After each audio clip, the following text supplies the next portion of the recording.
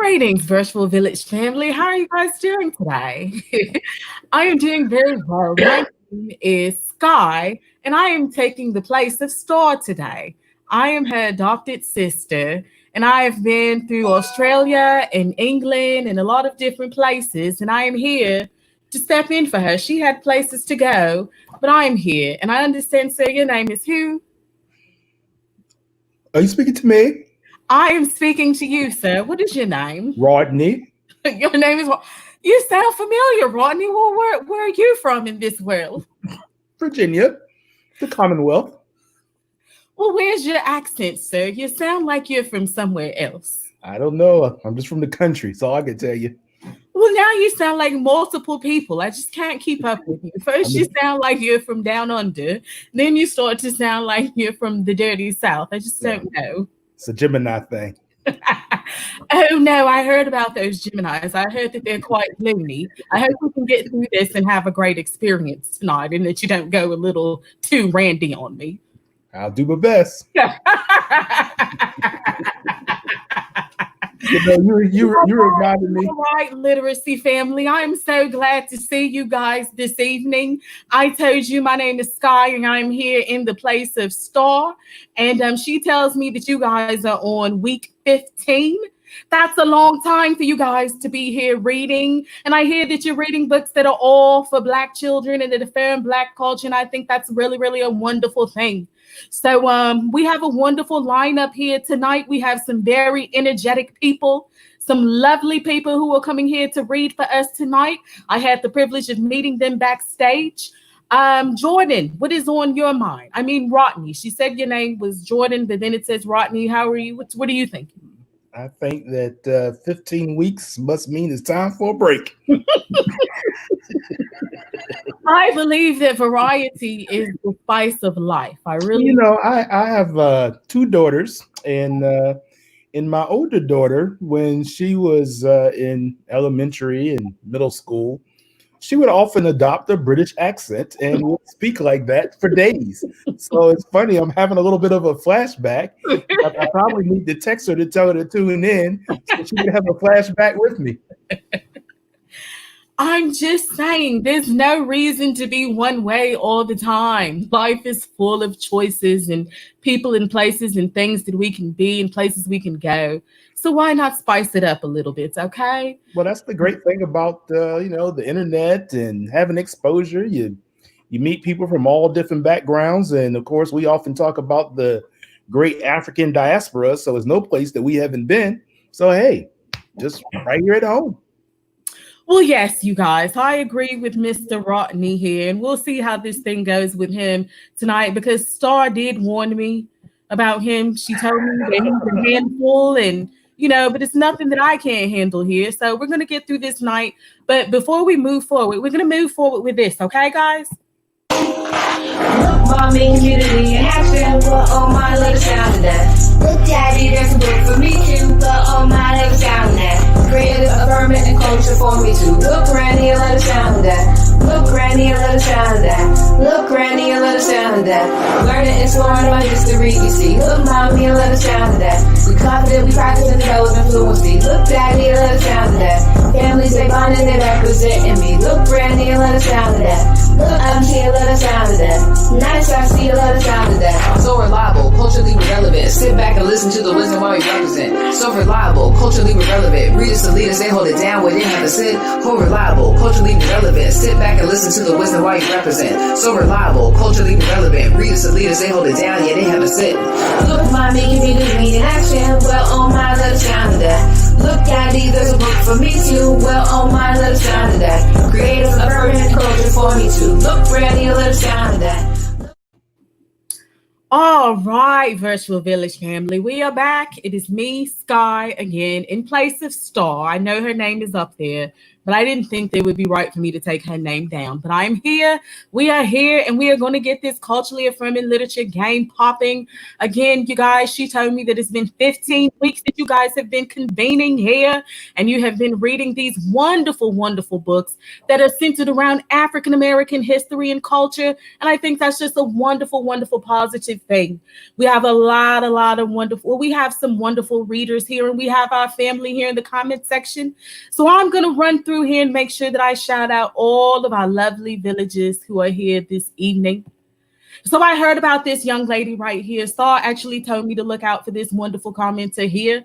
This is the young princess. Her name is Shania, and I've heard so many wonderful things about her. I heard that I should do my back straight when I say her name. This is Shania, and I heard that I had to get my posture intact while I shout out Princess Shania. Shania, I hope you're doing well this evening, sweetie. Yes, I've heard wonderful things about you. And then we have Miss Regina. Star told me that she was wondering where you had been. She was wondering where you had been, and she's so glad to have you back here. I will tell her that you're back today. Hope you guys are doing well and that your summer reading is going very well.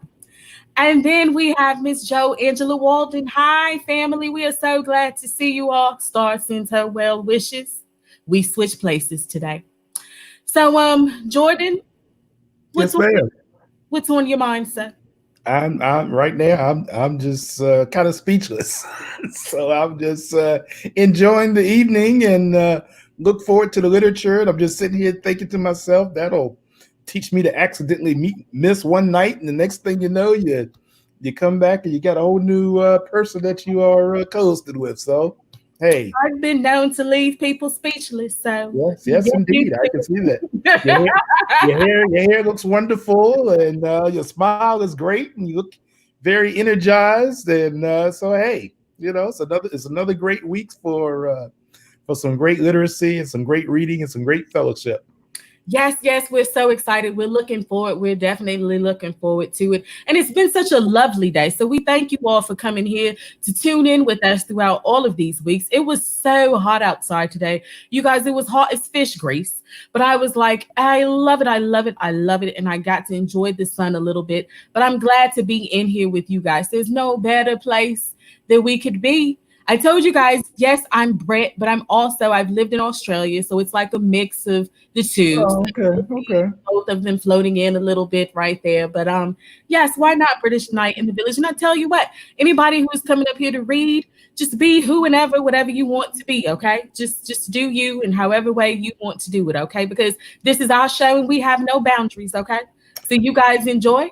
And we have boundaries, but we don't have boundaries of the imagination, okay? We have our boundaries. It's got to be culturally affirming Blackness and all those wonderful things and around literacy. But everybody, just be yourself. Be open. Do you. We're having a fun time tonight, all right? This is our virtual village family. So with that said, we're going to bring up our first reader. And I've heard about her before. Stars told me wonderful things about her. She said that she sometimes has this wonderful red afro that is just like all the rage. And then sometimes she wears these glasses that are like really, really bomb. And then she has these two sons who are just super awesome. And they come up here and they read sometimes. And she also teaches our babies. So we are and one time she even came up here and read in a car. She was in the car, ladies and gentlemen, and she was dedicated, and we love her so much for that. So without any further ado, we are going to bring up Miss Lakeisha. Hello. Okay. See, it's not just me. All right. How you doing, Miss Lakeisha? I am fabulous. Thank you. That is wonderful. We are so glad to have you here. We are so glad to have you. It is officially summer break now. How are you feeling? Yeah, I'm good. I mean, I'm missing my babies, but I'm good. Wonderful. And how are the boys doing? Oh, they're doing great. Caleb's cooking dinner every night now. I'm just loving it. That is awesome. Well, what are you going to read for us tonight? Actually, I'm reading a book about a ballerina's dream. Oh, very nice. Well, I know that everybody wants to hear you read. So we're going to step away from the screen and we're going to let you do your thing, okay? All right, sounds great.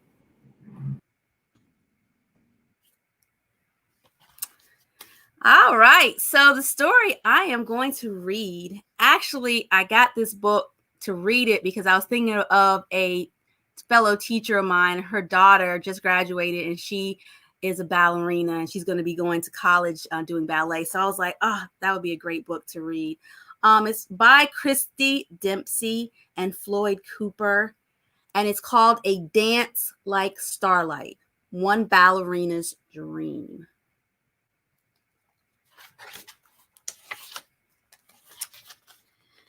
Stars hardly shine in the New York City sky, with the factories spilling out pillars of smoke and streetlights spreading, bright halos round their pin-top faces. It makes it hard to find a star, even harder to make a wish. The one wish that if I could just breathe it out loud to the first star of night, I might be able to believe it true.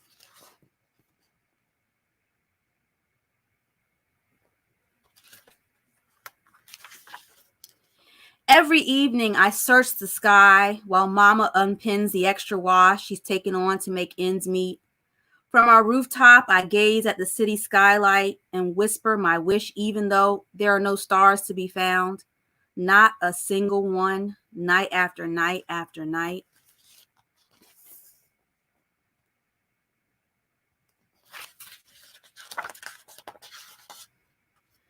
Mama says wishing on stars is a waste anyhow. Says you don't need stars in the sky to make your dreams come true.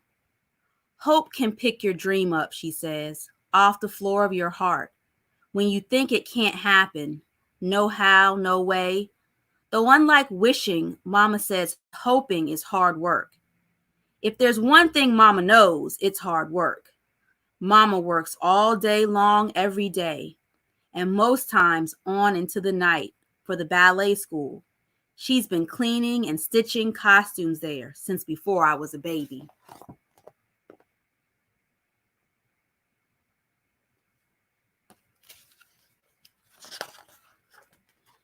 Through the years, we spent so much time around ballet for fittings and rehearsals and mending that before I even knew it, a dream got inside my heart. I didn't have to tell Mama for her to take notice. She saw my dreaming when I tiptoed to her sewing corner to slip on those beautiful costumes.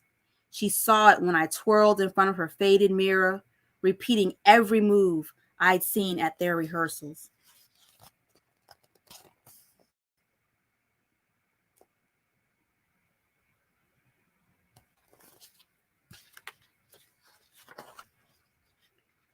The ballet master saw too, when I stood backstage during a recital and did an entire dance in the wings, from beginning to final bow.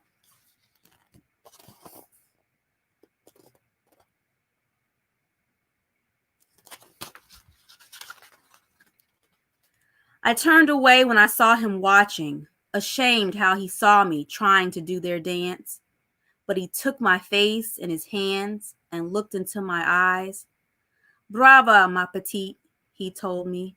Brava. That's when hope picked my dream up from the floor of my heart, just like Mama said, and it started growing.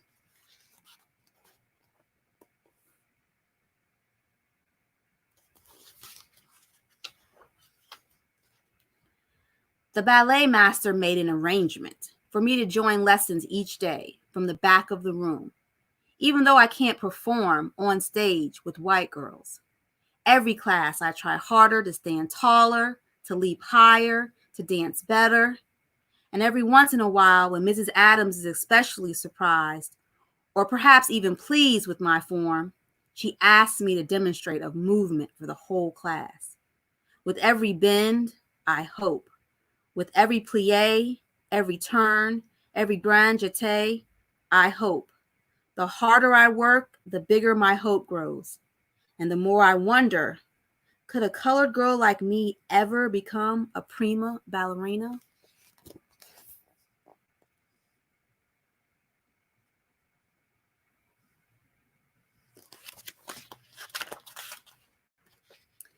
Then last week in Mr. Gray's day-old paper, I saw a picture of Janet Collins, and a whole heart full of hope leapt up and spun itself around my mind, making me dizzy with promise. Miss Janet Collins, first colored prima ballerina, Metropolitan Opera House. Mama says we'll be there tonight to see Miss Collins dance, even though it'll cost her half of what she's put back for a new sewing machine.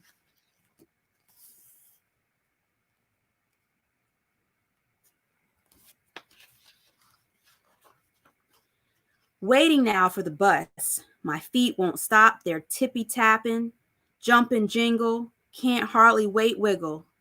It takes 3 different buses to get where we're going. I keep checking Mama's watch and straining my neck to see how far we've gone. But in this crowded bus from our place in the back, all I can see are sidewalks and storefronts. It makes it hard to see the tops of high-rises, landmarks that will let me know we're close, ones I would recognize from wishing on a skyline every single night.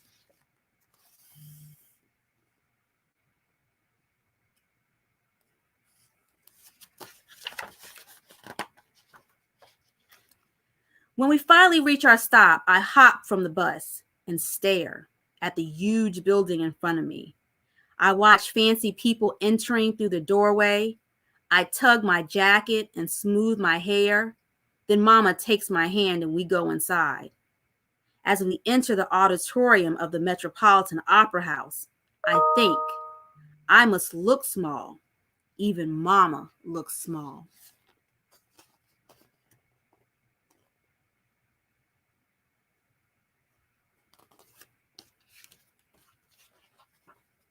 The curtain goes up and I inch forward to the edge of my seat, listening to the rush of music and the round voices of the singers, but waiting, watching for Miss Collins.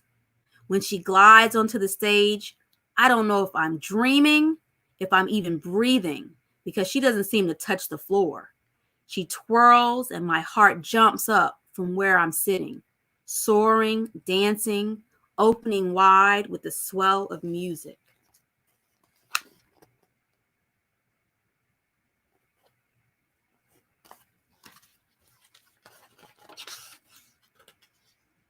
In my heart, I'm the one leaping across that stage, raising myself high on those shoulders, then falling slowly, slowly, slowly to the arms below. It's like Miss Collins is dancing for me, only for me, showing me who I can be. All my hoping wells up and spills over, dripping all my dreams onto my Sunday dress.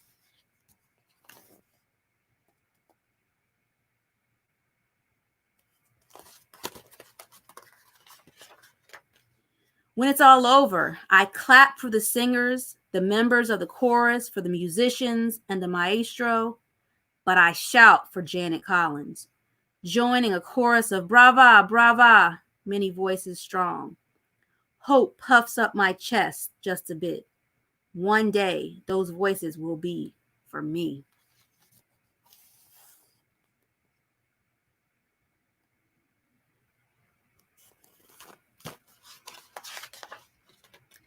Mama and I dance our way home under the night sky, and I don't even try to catch a glimpse of the first star. No need to waste my wishes. I've got dreams coming true.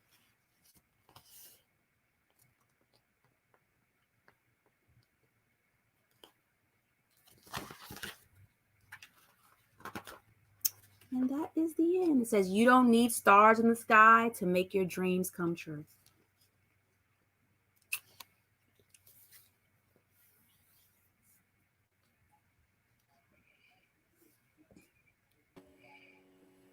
That was excellent. It was. That was wonderful.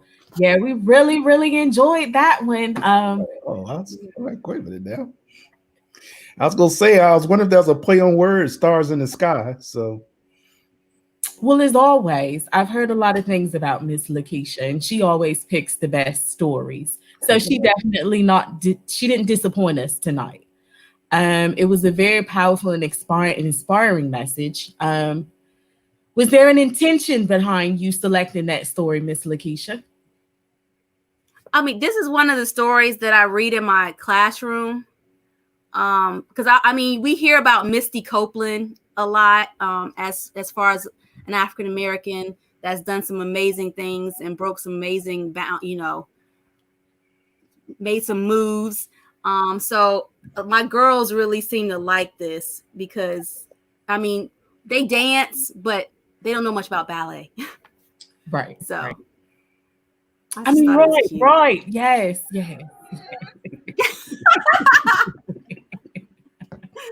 I'm like, wait a minute, Star came back.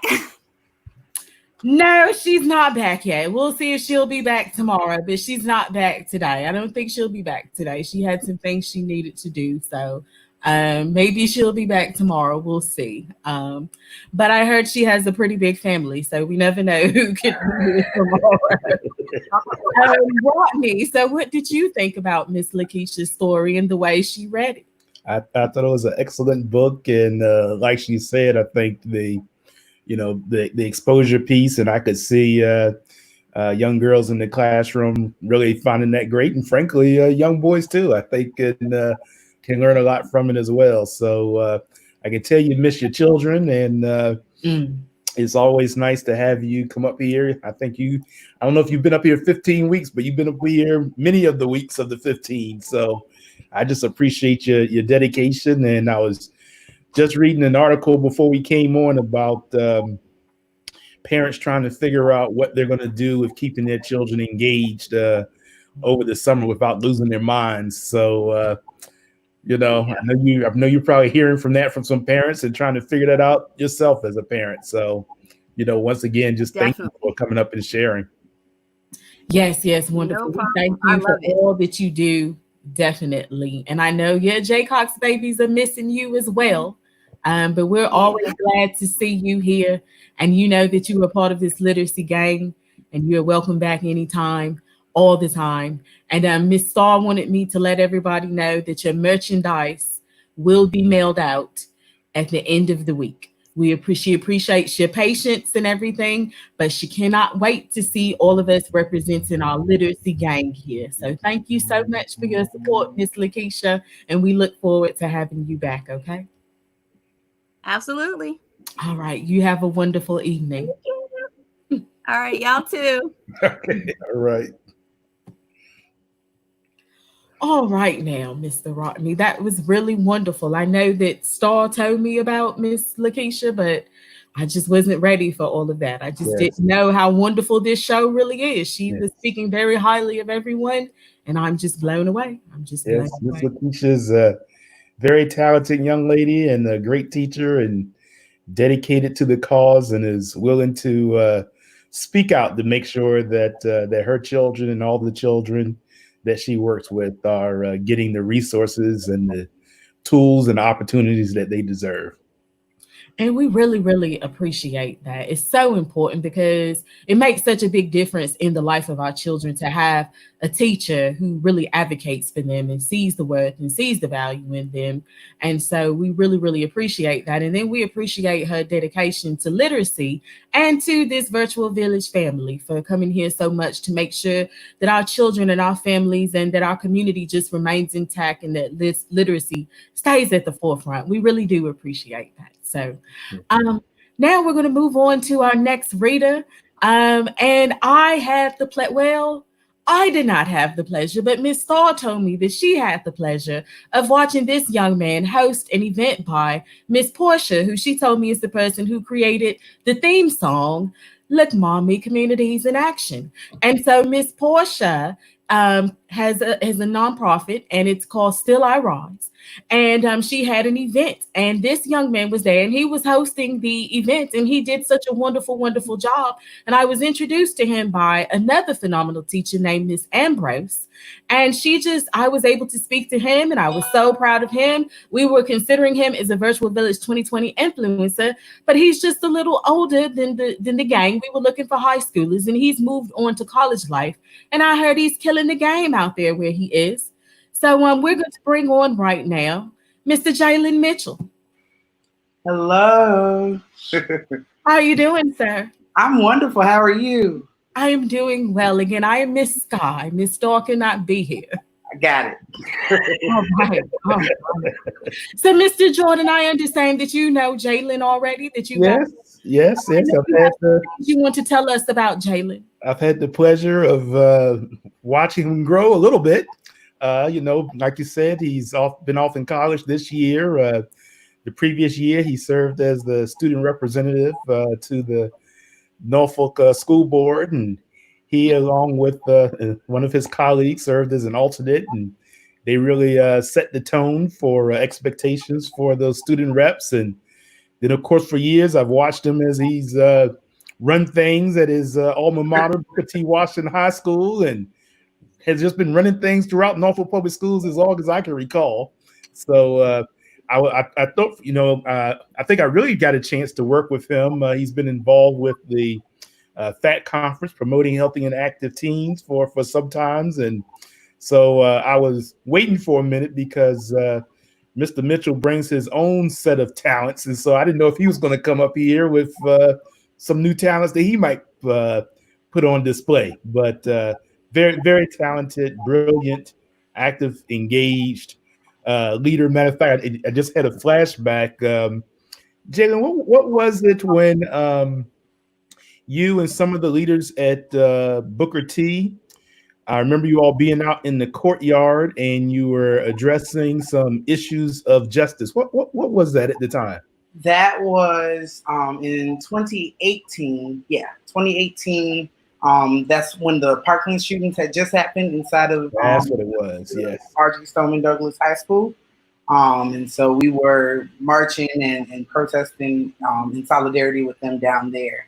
Yes, as well as schools around America. So, yeah. So in this age of activism, I can recall Jalen and many of his peers 2 years ago, and I think even a year or so before that, we had some issues going on in Norfolk, and he was one of the student leaders that was out there calling for justice, demanding justice. And what I appreciated about his leadership, not only were they out there protesting, but they had voter registration forms. That's right. Out there. So if you came and gathered at a protest where Jalen was around, you also had to register to vote. So I always remember that about him as well. What an extraordinary young man. And so what year are you in college? So I'm a rising sophomore at George Mason University, where I double major in music education and vocal performance. And then I minor in African and African American studies. So I'm very, very involved. That is super amazing. Now so obviously you sing. Do you do anything else musically? Yeah, I play a couple instruments. But yeah, music is like my life. That's what I do. Oh, do share. I love music. What other instruments do you play? Anything with keys on it, as well as keyboard percussion. So vibraphone, mellophone, xylophone, anything with keys on it, I can play. So I'm going to talk to you after this because I have an idea for you to do up here, okay? I think there's something really, really cool that we could get going for our young people in our virtual village family, considering that you play all those instruments. We would love to incorporate music into what we're doing here. So awesome. And I'll let Miss Star know too. Mm-hmm. Yes, we definitely have to run it by her. Definitely, I have to run it by her. But I know she's a music lover as well, so I think she'll definitely be down. Good. I'm glad. With you, yes. So, what book are you reading for us tonight, Jalen? So, I have one of my favorite books since I was in the maybe 4th grade. It's called Dream and Awesome Dream. It's by Clayton Singleton, who is a art teacher at Lake Taylor High School. And so I thought it would be fitting to read somebody who's in our community story about the children of our community. Well, I know Miss Thor would especially love it because she did graduate from Lake Taylor High School. So this would be super. It's a shame she couldn't be here tonight, but we're gonna step away and we're gonna let you. I'm looking forward to hearing this story. So we're gonna step away and let you do your thing. Are you ready? I think I am. I hope so. All right then. All right, Jalen. Awesome. Do your thing. Well, hello, everybody. Again, my name is Jalen, and I will be reading Dream and Awesome Dream by Clayton Singleton. Now, I have to warn you, I've had this book since 4th grade. So there are about 2 or 3 pages that look like I've had it since fourth grade. But we're going to still read and we're going to do it awesome. I also have it signed by Clayton Singleton, who's a good friend of mine. He says, all dreams are possible. It reads, dream an awesome dream. And here's the picture. Imagine possibilities. Go out, look up, and see all you can see. Make plans asking, what if?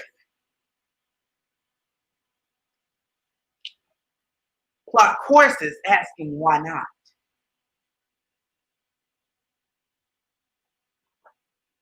Open doors when opportunities knock. These are a lot of doors. Dance a happy dance. Sing a joyous song. Be ready for most anything. Who knows what dreams can come?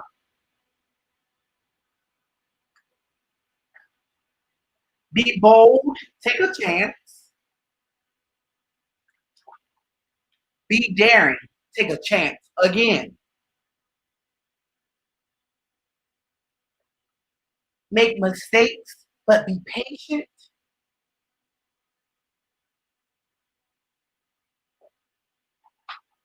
Keep walking even though it rains.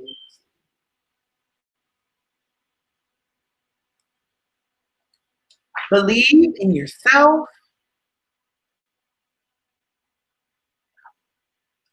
Heed wise words spoke.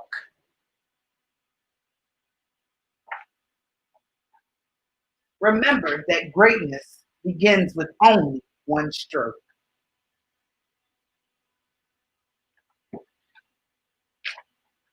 You can do most anything you believe. But first, you must dream an awesome dream. And that's the end. He uses three recurring things inside of the book. One is about dreams, because you should always dream an awesome dream. And then he also uses crowns and white backgrounds. He says that the crowns represent majesty over our destination in life. He believes that we help control 70% of what happens to us. He also believes that other people and their actions influence 20% of what happens to us. The remaining 10% are things about which we cannot do anything. Therefore, we have control and influence over 90% of what we choose to do in this world. The white background symbolizes possibility, those things unknown, unseen, and what is to come.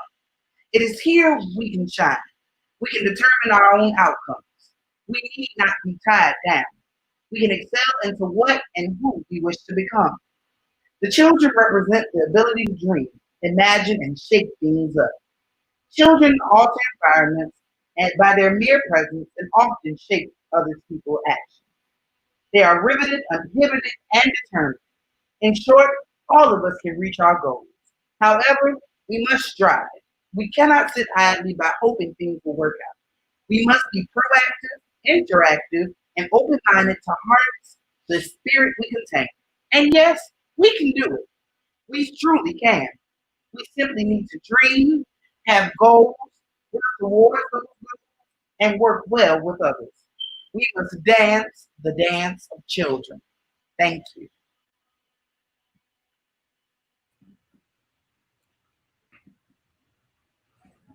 That was excellent. Thanks. Well, that was a very powerful story. And also the way in which you read it was phenomenal. I'm sure that everybody who was tuned in, I wasn't ready for all of that. That was great. Such a powerful reading voice that you have. And we love the book that you chose. Actually, could you please show us again the title of the book and the author? Because I think, and is this available for purchase on Amazon? It is. It is available on Amazon. And then you can also come to me if you need it. I have a website, so I can get it to you whenever you need it or whenever you want it. It's just jalenleeds.com, and I have many copies of this. as well as some other books written by local Black authors for children. So it's awesome. So you were supposed to have linked with Miss Starr a long time ago then. Yeah, missions coincide so much. A love of culturally affirming literature and music. Absolutely. Yes, you guys have to link. So definitely. How about this though? I would appreciate it if you would drop your information in the chat Okay. so that everybody who is interested in that story, they can go and find what your website is, and they can also learn more about you. So what else can we find on your website? Just information about me and the services that I do inside of the community here and in Northern Virginia. There are many things. I also have a blog that will be up and running tonight, actually. So my first blog comes out tonight. I'm so excited for it because this is something new that I'm trying out. And I'll put that in the chat now so that you can see. And we're excited. We're excited. Are you able to tell us what this blog is going to be about? It's going to be about a hodgepodge of things, from music that's going on in the world to what's actually happening in the world with the COVID-19, and then of course the sad systemic injustices that our people are still going through. So giving my take and my input on those things, just the mixture of things. So be tuned. All right. Well, that is excellent. Do you have a mailing list?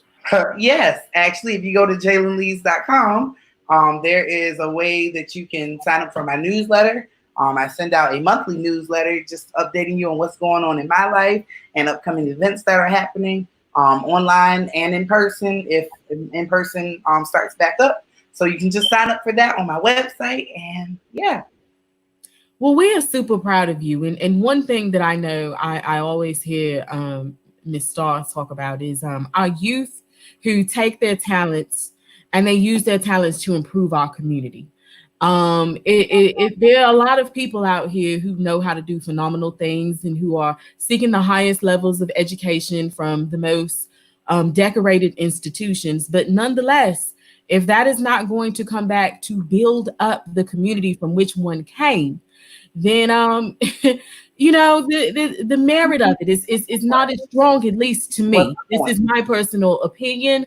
I don't really, okay, well, you're just going to uphold the system. But a young man like yourself who is here to eradicate those systems and to take the talent that you have and to build up our community and to do positive things. And you've been doing it since a young age. You're courageous, you're focused, you're dedicated. And so for that, we all need to support him, Virtual Village family. So again, he has dropped his website here. He has a blog coming out. So let's make sure that we support him. And also you can find the copy of the book in which he read to us, which was really, really powerful. Now I'm going to go up here and grab some comments, some love that you got here. So we have from Shania, who is our 10-year-old reader, and she does a plethora of things. She's an actress. She is a model. She is an advocate for our community. She just does so many wonderful things. Miss Starr briefed me on her, so that's how I know all of these things. Good. She says, hello, Mr. Mitchell. Hello. And then we have Michelle. I know that you know Michelle with TWP. And she says, love Jalen with the heart. Oh. And then Miss Joe Angela says, powerful and encouraging book for our children. Love it. And then Miss Regina says, wow, with a lot of exclamation marks. And then again, we have your website. You guys make sure that you see this, that you write this down, and you make sure that you go there. And then we have Miss Crystal, she is a wonderful person in her own right, but she is also Chance's mommy. So she says, way to go, Jalen, with the heart. So you're getting a lot of love here tonight. And I want to say this. I'm so glad that you showed up. We've been waiting for you to come, and you just brought all of this wonderful energy and a wonderful new selection here. And we're just so proud of you, Jalen. Rodney, did you have anything else that you wanted to say? No, I think you said it well, Miss Sky. And as you can see, Jalen is multi-talented and entrepreneur as well, and a great promoter. We didn't even talk about him being a alumnus of the Governor's School for the Arts. So anytime Jalen is around, something positive is happening, and he brings a smile to my face. And I'm just so proud of everything that he does. Even when we debate sometimes, it's all right. I like Jalen too, because see, Jalen's got a strong backbone now. So if you're going to debate him, you got to come strong. So I appreciate that about him too. Yes, yes. Well, you know, Miss Star loves that. The ones who don't back down. So That's right. that is excellent. Well, we'll have to get you in. I want to be in some of those debates sometimes. And I just, I have some ideas for you to come back up here where I think you could do some wonderful, wonderful things. There's some things that have not been done yet that we've been wanting to do. So I'll make sure that you and Miss Star get in touch with each other, okay? Absolutely. All right. Well, thank you so much, Jalen. It was Thank so you. wonderful to have you here. And you have a wonderful. Oh, wait. Oh, yes. Oh, no. Oh, Miss Star Miss would Star, kill me. oh, Miss She Star would would have a just fit. kill me. Oh, gosh. She Oh, would gosh. have a fit. So Okay. before you go, I must let you know that you are now a member of our literacy gang. Okay, you are a part of our literacy gang. Our gang convenes around a love of literature, culture, and community, and an overall love of each other. And so you are now officially a part of this gang, and that means that you are going to get this love. You cannot escape this love. We're just going to love on you. So anytime you want to come here and read or show off any of your talents, bless us with that, or show up in the comment section, we're just going to love on you because you are a part of this gang. So gang, you are here now, and we just love you. All right. Love you more. All right, Jalen. Well, we're so glad to have you a part of our literacy gang. Okay. Oh, thank you. All right. Well, you have a wonderful evening. You too. All right. Bye-bye. That was great. That was so awesome. He's such an awesome young man. Yes, I've heard he is. so many wonderful things about him before I met him. And then when we did speak, he was driving to school or from school in the rain. It was coming down. It was pouring buckets. But we talked that day, and he said he was going to come up here. And I know he has a lot of things going on, but he did. And we are so glad to have him. So glad to have him up here. So yeah, that was great. That was great. We got to get him up here and do some of that music stuff because you know how sorry is about music. So. Yes. I'm sure if he's available and it works for his schedule, I'm sure he'll find a way to be able to provide some support to the virtual village. Yes. What a wonderful addition. What a wonderful addition Jalen is. So I saw you there, Rodney, and you were looking down and it looked like you were looking at a book or something. So I feel like you're ready to read. Oh man, you're so perceptive. How'd you know I wasn't looking at the phone? I am so perceptive. I'm a lot of things. Okay, so I do have this book on George Washington Carver. It is a scholastic book, but it is written by Tanya Bolden, and on the back it says, "Make grass grow." These simple words form the basis of George Washington Carver's life's work. How do we maximize resources and minimize waste? How can tired land be made new again? What can we do to live in harmony with the land which supports life? So I thought, just in case, I would bring a little bit of George Washington Carver to the virtual village tonight. All right. Well, I'm going to step away and let you break it. All right. Thank you. So once again, George Washington Carver by Tanya Bolden. There's George Washington Carver. Says, each created thing is an indispensable factor of the great whole. And it begins with, I am not a finisher. I am a blazer of trails. Others must take up the various trails of truth and carry them on. So said an ailing, elderly George Washington Carver, a soul ever in awe of nature, and an astonishment himself, given his tragic beginnings. The great George Washington Carver at work. He was born in Missouri's Ozarks region near the frontier town of Diamond Grove during the Civil War. Little is known about his father, but his mother was a young woman named Mary. Along with her children, she was enslaved on Moses and Susan Carver's farm. George was a baby and his brother Jim about 6 when criminals invaded the farm. Stymied in their hope of finding and stealing hidden gold, the men galloped off on horseback with George and his mother instead. The tracker whom Moses Carter sent to their rescue returned with the baby only and received a prize horse in reward. Not long after that, the Civil War and later slavery were over. George and Jim, never to see their mother again, were raised by the Carvers. with George suffering bad colds, whooping cough, and bouts of another respiratory ailment, the croup. He was also slow to walk. Talking came late too. When he finally spoke, he had a stammer and a squeaky voice. Life with Uncle Mose and Aunt Sue, as the brothers called their guardians, was free from worries about food, shelter, and such. But there were cows to milk, cattle to graze, corn and other crops to sow and reap, a vegetable garden to seed and weed, horses to water and feed, deer and other game to hunt, plus apple, hazelnut, and other fruit and nut-bearing trees and bushes to pick. So there's a depiction of the home and photos of what this book describes as his guardians, Susan and Moses Carver. They were both of German descent and were opposed to slavery. Some suggest that George's mother was a mercy purchase, but it is unclear why she was not therefore immediately freed. Jim, George's older brother, Jim plowed, chopped wood, and did other sweat and muscle work. Little brother George was too sickly for that, but he could churn butter, drop corn kernels into furrows, collect eggs from the chicken coop, and groom the horses and give them oats. Picking the gems from the limbs of persimmon trees was more pleasure than chore. George loved that fruit. The kid was a whiz as Aunt Sue's housework helper and a crackerjack at handicrafts, from carving to crocheting. When he wanted to knit, he made needles from turkey feathers. Such ingenuity was standard for country folk.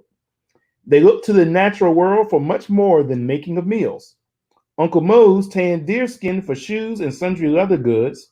Aunt Sue made clothing with wool sheared from their sheep and flax grown in their fields.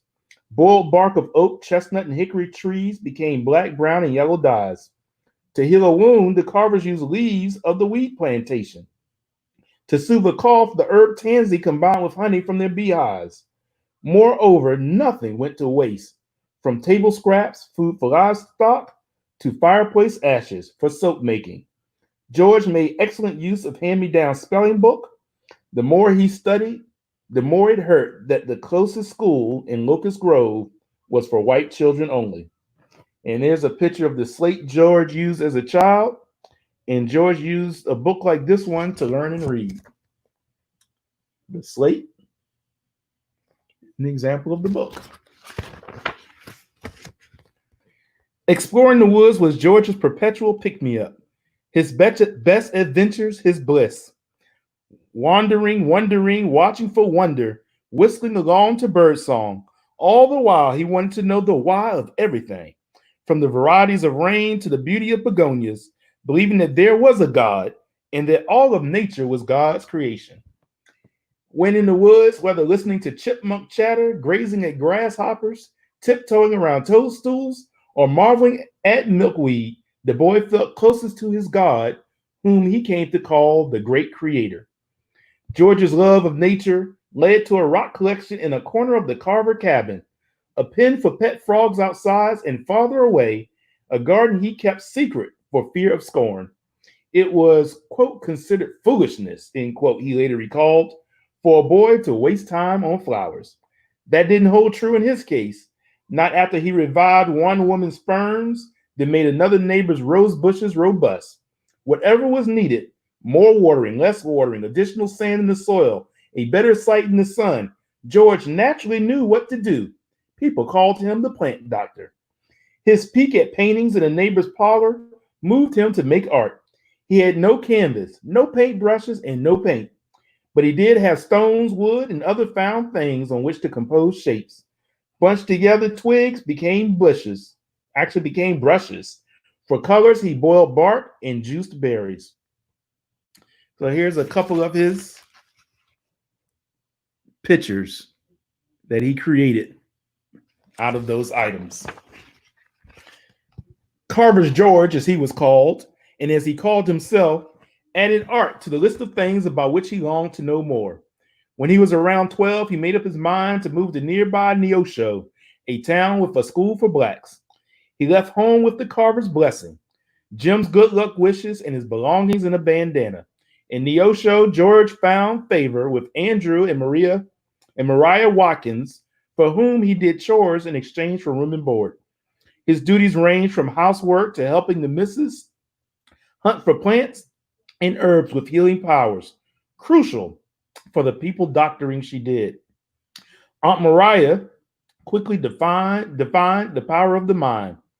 You must learn all you can and then go into the world and give your learning back to our people. That's so starving for a little learning, she urged, no doubt thinking mainly of survivors of slavery. She also told him to stop calling himself Carver's George, for he was no one's property. Within a year, the boy learned all that he could at the school. As George Carver, he moved on. So here's a picture of Miss Mariah.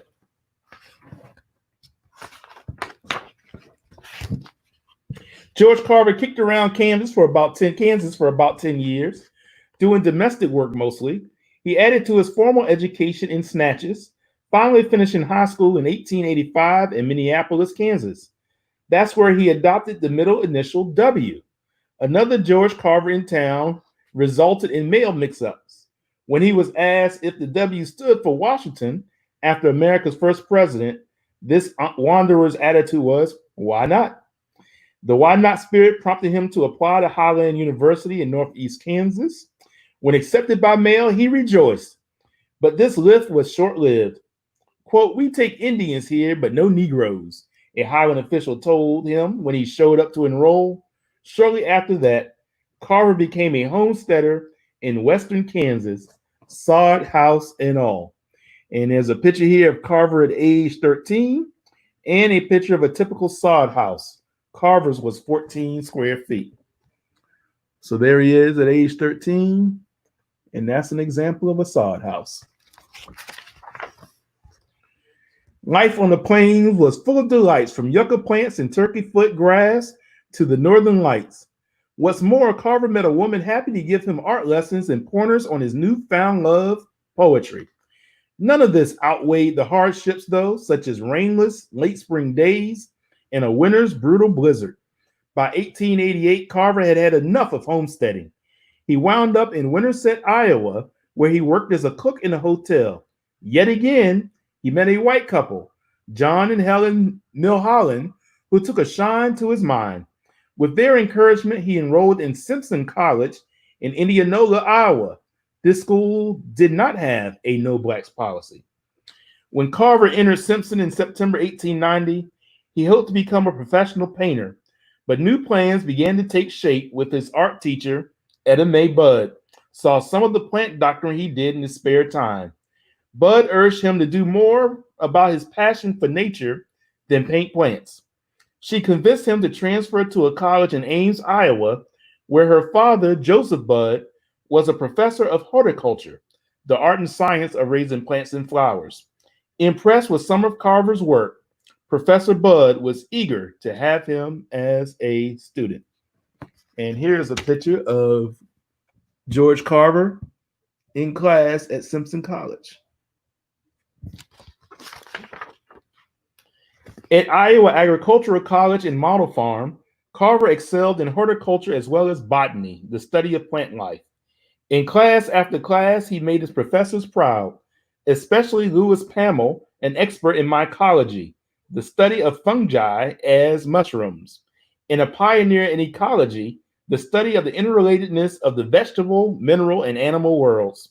Professor Pamel wanted Carver to add a master's to his bachelor's degree, which he earned in 1894. When Carver agreed, the college made him an assistant professor of botany. While Carver was moving from strength to strength in Iowa, Booker T. Washington, principal of a school for blacks in Tuskegee, Alabama, was determined to lure him away. It's another picture of George Washington Carver in action and his artwork. Washington's March 1896 letter to Carver began, Tuskegee Institute seeks to provide education, a means for survival to those who attend. Our students are poor, often starving. They travel miles of torn roads across years of poverty. We teach them to read and write, but words cannot fill stomachs. They need to learn how to plant and harvest crops. Carver would have the challenge of bringing people from degradation, poverty, and waste to more fruitful lives. Washington wanted him to design and run the agricultural department, teach courses, and do research. Washington's letter echoed Mariah Watkins' words: "You must learn all you can, and then go out into the world and give your learning back to our people." Carver was already considering an offer from another black school, Alcorn Agricultural and Mechanical College in Mississippi. But Tuskegee had an advantage. Carver greatly admired Washington. At either place, Carver would be leaving his comfort zone. He had spent most of his life among whites. He had never lived in the Deep South, which was generally a more oppressive place for blacks. And even more so, when the U.S. Supreme Court legalized segregation in the case Plessy versus Ferguson. The ruling was handed down in mid-May 1896. Carver had committed to Tuskegee by then. There was no turning back. In early 1896, having earned his master's degree, he headed south, bearing boxes of prized plants, fungi, and rocks, parcels of his paintings, and a great going-away gift from folks in Iowa, a microscope. What Carver saw of southeast Alabama from the train and during the horse-drawn carriage ride from the depot to Tuskegee's campus was heartbreaking. The acres of cotton, nothing but cotton. The scraggly cotton grew close up to the cabin doors. A few lonesome collards, the only sign of vegetables, stunted cattle, bony mules, fields and hillsides cracked and scarred with gullies and deep ruts. Not much evidence of scientific farming anywhere. Everything looked hungry: the land, the cotton, the cattle, and the people. Decades of cultivating cotton had sapped the soil's vitality, leaving it in a state of near starvation. Most of the farmers were sharecroppers. Tuskegee Institute was hungry too. Many of its 2,000 acres were swampland. Many instructors held classes in shacks, as would Carver, until the agricultural building became a brick and mortar reality. There was nothing about the campus for the artist and Carver to adore. "The soil here is not good. Do you think grass would grow?" Washington asked Carver shortly after he settled in. Carver replied, "I'll do what I can." Cotton and cotton and cotton, and the sharecroppers. Making grass grow was a metaphor for Carver's workload. Along with creating an agricultural course of study, teaching and research, he was in charge of the school's orchard, beehives, poultry, livestock, dairy, and 2 farms. Supervising campus landscaping and grounds maintenance was also among his duties. So was improving the school's outreach programs to local farmers. When state funds came through for an agricultural experimental station in early 1897, Carver would manage that 20-acre plot too. For research, Carver's only laboratory equipment was his microscope. He was disappointed, but he didn't despair.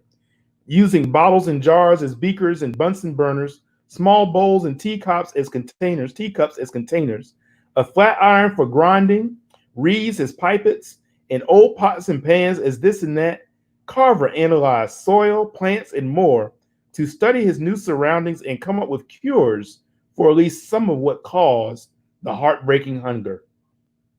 Regard nature, revere nature, respect nature. This was Carver's message, and spreading it was how he helped. Had he possessed a magic wand, he would have waved away the subjugation of Black folks that was at the root of so much of the hunger. If he had the temperament of a Frederick Douglass or an Ida B. Wells, he might have packed away that microscope and raised rallies for equality of opportunity and against night riders and lynch mobs. Carver was no magician, no Douglass, no Wells. He was his own unique self, with much to offer flowing from his innate and studied insight into nature's ways and gifts. Whether teaching subjects such as botany and chemistry, or techniques such as deep plowing and crop rotation, Carver sought to instill in his students the belief that it was in their best interest to treasure nature and not just take it, and not just take from it. So I'm about 3/4 of the way through. I think that might be a good breaking point, Miss Sky, if you're out there. What I like to do is to be able to come back on another night and be able to continue. But I just wanted to show before we break, this is a drawing here that George Washington Carver did. That is of a drawing of a prairie lily. This is George Washington Carver in action as well at Tuskegee. And then I mentioned earlier about the experimental station that he created as well, also at Tuskegee. So I just love reading about George Washington Carver. And I know we're at the top of the hour right now, but I think we're right at a very good breaking point.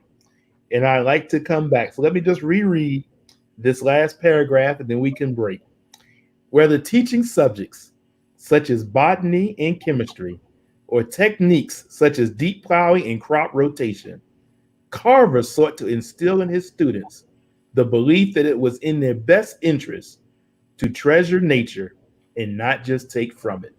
So long time ago, when folks were talking about, before people were talking about resiliency and nature and all these things, George Washington Carver was on it back in the late 1800s and the early 1900s. So I look forward to reading more about George Washington Carver. That was excellent, and it was wonderful. And Miss Starr told me that you always come with the history. So I was not surprised. She said you're very thorough with the history. So that was great. Some things that we get to learn about George Washington Carver that we did not know already. And then us also being able to look to our past and see how that can serve us in our present right now and where we are going. And also, Miss Starr would like for everybody to know that her grandfather graduated from Tuskegee Institute. All right. And, he had a master's degree in agricultural science. So he knew all about those things. And Starr has her father and her two uncles who are the ones who took, there were three, that she has three aunts also, but the boys took on the planting thing. Starr's father was like the vegetable gardener, and then her uncles are like the, what would that be? Botany, the flowers. Yes. All of that. So yes. So they hit right home for you. It hit home so much for Miss Starr and the things that she told me. And she learned a lot about her grandfather once he passed away. He was 94. And he, people came to his wake and they were like, you have no idea about all the things that your grandfather did. And he taught agricultural science and he was on the school board. And I heard that when D.B. Armstrong spoke, people listened. So right.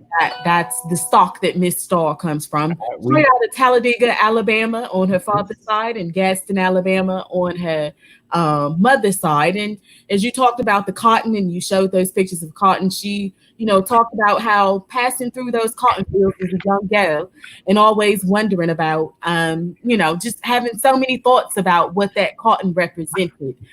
So I just really thoroughly did enjoy that story, and I appreciate you reading that. And I see that a lot of people tuned in right now, appreciated that book. And we have Miss Crystal who said, love this book. So thank you so much, Mr. Rodney, for that. Yes. And then we've been wondering where this lady has been. Miss Starr told me to be on the lookout for her because we haven't seen her lately. And this is Miss Tiffany. And we're so glad to see you, Miss Tiffany. I'm Miss Sky, and I'm here on behalf of Miss Starr today. And we're just so glad that you're here tuned in with us. And I just want to say that, you guys, this virtual village has been going on for 15 weeks right now. And it's been really, really wonderful. And we've been enjoying everything. But it's summertime. And we want everybody to have fun. We've been in the house due to coronavirus and a lot of different things. So let your kinky hair down. Come up here. And I want to say, especially if Shania is listening, you're a beautiful actress and you do so many things. We would love to have you come up here and read as one of your characters. You guys, let's make literacy fun. There's no reason for us to just be, you do what you do and you do it how you do it. But I want you to know that you're welcome here as long as it's positive and culturally affirming. You come up here and let's have a good time with one another, okay? Let's come up here and enjoy. We don't have to, it's summertime. The sun is beaming all around. And again, the kids are out of school. So let's have fun. Let's make literacy fun, okay? So we've talked about a lot of historic figures. Come up here and read as one of those figures. Come up here and read as in one of the voices of a place where you've been or a place you'd like to visit. The imagination is ours, and we can go and be whomever and whatever and wherever we want to, okay? So let's make our village fun, okay? We don't have a stuffy village here. We don't do stuffy village, okay? So we are looking forward to you guys coming up here and sign up. I know that Miss Starr, before she left, she made sure that she reposted the sign up sheet up there for you guys. So come on here and sign up and let's have a good time and let's make this summer reading fun. Miss Regina, I heard about you and the things that you guys are doing down there in Florida when it comes to summer literacy and the culturally affirming list that you guys have. Share it with us and come up here and read some of those selections with us. You guys, we must have fun together. We've gone through a lot together in these last 15 weeks and understand that literacy is fun and engaging as well, and it brings community together. And it's all about imagination and creativity, okay? So let's just have fun with one another. That is my challenge to you all, as well as a more formal challenge that will be coming. And also look out for the fact that we're going to be asking you guys some questions. It was going to happen today, but Miss Starr couldn't be here. So it'll happen later in the week, okay? We have an announcement and we have some things that we want to hear from you guys. And again, if you're just tuning in, understand that your merch, if you purchase merch, that it will be being sent out toward the end of the week. We apologize for any delays, but it's coming and we are so excited about you all having it. And we appreciate your support and your excitedness as well about representing the virtual village. Mr. Jordan, was there anything that you wanted to say before we get out of here? No, it's just been a pleasure meeting you, and wasn't expecting you this evening, and but it's been a great pleasure, and hope I'll see you again later on in the week. And I just would like to say one other thing about the George Washington Carver piece and what Jalen Mitchell read earlier. I didn't know that he was going to be reading from one of Clayton Singleton's book, but I just found it very interesting, the work of George Washington Carver in terms of his work as an artist, and what Jalen chose to read from with Clayton Singleton's great work in our schools today, also as an artist. So I thought that was a very nice nexus as well. And I think your idea of having villagers coming up and reading character, it would be great for the summer. So children may not be able to get too far from the home, but like you said, with an imagination, you can go anywhere. And so maybe we can get Frederick Douglass and some other folks to come up here and share with our village this summer. I think that's a great idea. That would be lovely. And you guys, we're open to your ideas as well, okay? There is no box. We have no box here. You guys know what the rules are, that we love on each other, we respect each other, and that is culturally affirming. But those are the parameters. And outside of that, we can be as creative, within that, we can be as creative as we like to be, okay? So all of those things are welcome, okay? So we just want to have fun and keep everything fresh and exciting. And we're open to your feedback for ideas and things as well. And even the adults, you guys can come up here. You don't have to be staunch and stuffy either. Now you do it how you like to do it, but I want you to understand that if you want to again let those kinky tresses out, then you do that, okay? You do that, because we're all about that around here, okay? So I am so glad to be here in the place of Miss Starr today. It's been wonderful meeting you all. She told me that you all were a wonderful, wonderful bunch of people, and I was not prepared to see how great it was. From Miss Lakeisha and her reading and all that I learned about her and that she does for our babies, that was so wonderful. To Jalen coming on and reading the powerful story that he did, in the story again by one of our own teachers here in the Hampton Roads area. That was great. And then, just the way that he read, explained what the story was about at the end, and us finding about all that he does with his life. To Mr. Rodney here, just bringing it on home, explaining things about George Washington Carver that hit for us today. It's just been a wonderful, wonderful day, and I really, really enjoyed it. And I look forward to meeting you guys again. And I see that Miss Tiffany says she's coming. She's been telling us that over the last 15 weeks, Miss Tiffany. Took the words right out of my mouth. Miss Starr said that you've been saying that for a while. So while we are really, really excited about it, we'll believe it when we see it, ma'am. We've been holding our breath and we almost died. So we will believe it when we see it, but we will welcome you with open arms, okay? We cannot wait to get you here. So with that said, I'm going to stop running my mouth, and you all have a wonderful, wonderful evening, and keep reading. We posted our list on Clever Communities in Action Facebook page. So you guys can browse through there and look through some of the titles. These are a lot of the titles that we've donated to the schools throughout the last 8-9 years. So go through there and browse some titles, and you guys can purchase those for your summer reading. And just come up here, hit that sign up sheet up, and we love you all. You have a great evening. Peace. Look, mommy, community in action. But oh my, let it sound that. Look, daddy, there's a book for me too. But oh my, let it sound that. Creative, affirming, and culture for me too. Look, granny, and let it sound that. Look, granny, and let it sound that. Look, granny, and let it sound that. Learning, exploring my history, you see. Look, mommy, and let it sound that. We confident, we practice and develop fluency. Look, daddy, and let it sound that. Families, they bonding, they representing me. Look, granny, and let it sound that. Look, I'm here, let it sound that.